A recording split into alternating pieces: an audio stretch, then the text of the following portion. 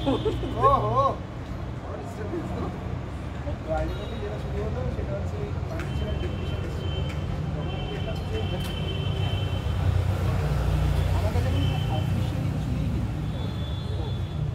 আমার কাছে অফিসিয়াল কিছু নেই আমি আর স্টিল ওয়ার্কিং অন বাইকের উপর সমস্যা হয় ভাই ব্যাগটাই ব্যাগ আছে গেলাম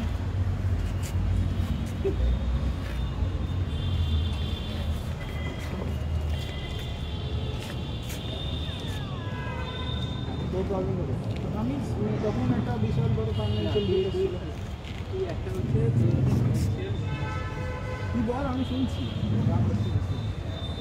ড্রপটা আসছে সেটাকে রিকভার করতে পারে তুই ধর সেটা 5 to 6 ইয়ার্স যেমন তুই বলে যে ড্রপটা এলো আমার বাট আমি সেটা 5 to 6 ইয়ার্স মধ্যে গ্রো করে আমি একটা পজিশনে চলে গেছি কিন্তু যদি তুই ফিউচার থেকে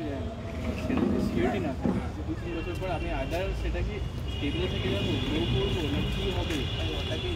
না তাই জন্য আমি যদি গ্রো নাও করতাম আই মেক শিওর করতাম যে আমি যেখানে নিয়ে গেছিলাম তার আগে জায়গায় পৌঁছে যাবো হ্যাঁ আমার কাছে টাইম টাইমটা থাকতে হবে